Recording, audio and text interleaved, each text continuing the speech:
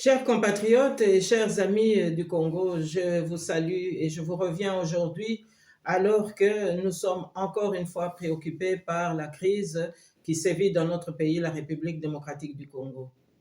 Il y a quelques jours, nous avons pleuré les milliers de victimes qui sont tombées dans la ville de Goma. Et voilà qu'aujourd'hui, c'est la ville de Bukavu qui est sous le feu des projecteurs. Alors, nous avons aussi constaté avec effroi que le médiateur angolais s'est dessaisi du dossier de la pacification de la crise dans notre pays, sous prétexte que le président congolais était entêté et ne voulait absolument rien entendre. Alors, c'est quand même une attitude assez grave parce qu'en diplomatie, ce ne sont pas des pratiques courantes.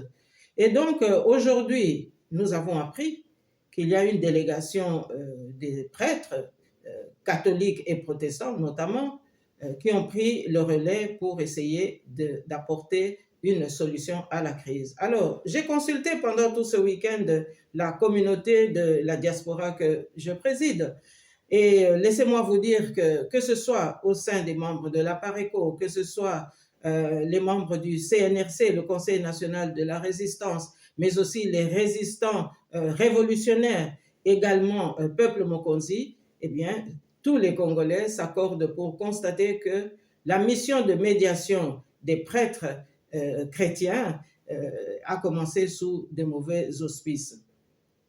Pourquoi est-ce que je dis cela? Mais tout simplement parce que nous avons vu que ces prêtres, évidemment, sont allés d'abord rencontrer les rebelles, c'est-à-dire la formation de l'AFC de M. Corneille Nangaa, mais après, soi-disant, pour apporter une sorte de médiation, consulter les Congolais, ils sont allés à Kigali.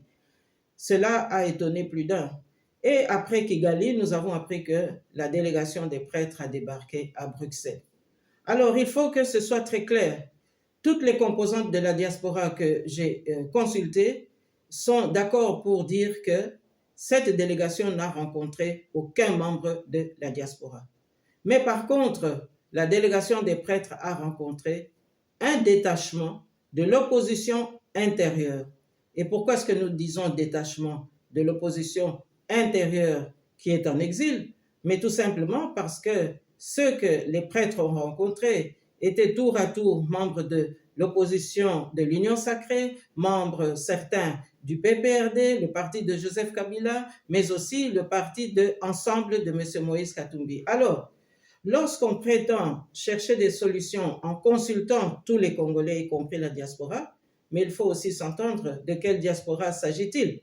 Parce que rencontrer tout simplement ceux avec lesquels on a cheminé pendant toutes ces années au sein des différentes majorités au Congo, mais c'est faire fausse route, à mon avis.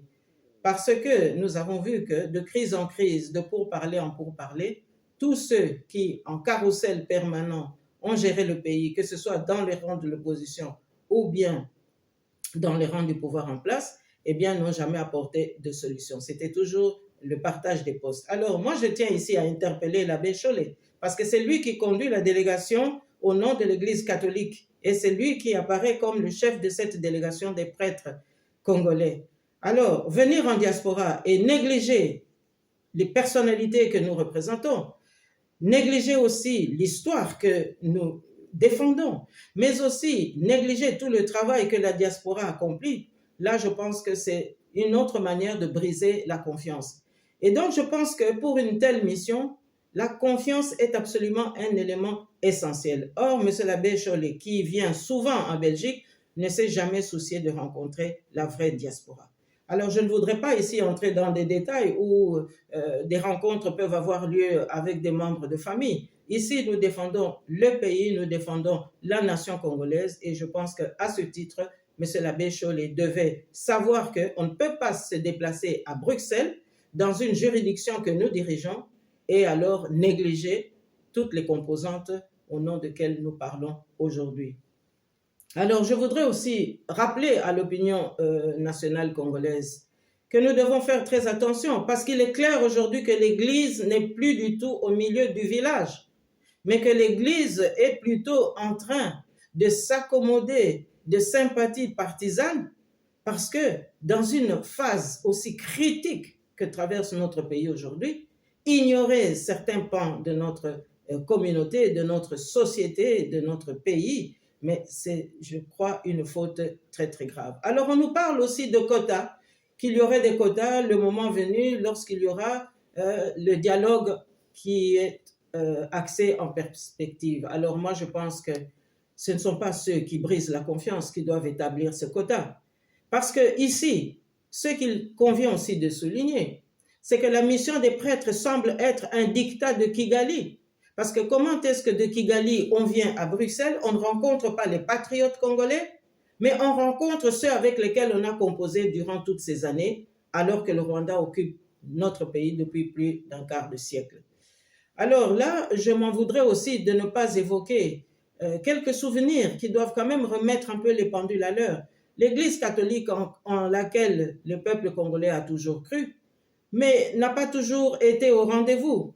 Lorsque nous atteignions des points de basculement, l'Église a toujours été aux premières loges pour ne pas donner les vrais résultats des élections.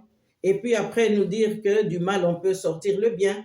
Et alors là, je pense qu'aujourd'hui, tous les Congolais doivent être pris en compte. Il n'est pas question qu'on ignore la diaspora. Et je tiens ici, encore une fois, à souligner et dire à l'abbé Chollet que c'est la dernière fois qu'il est venu à Bruxelles et qu'il peut nous mépriser jusqu'à ce point.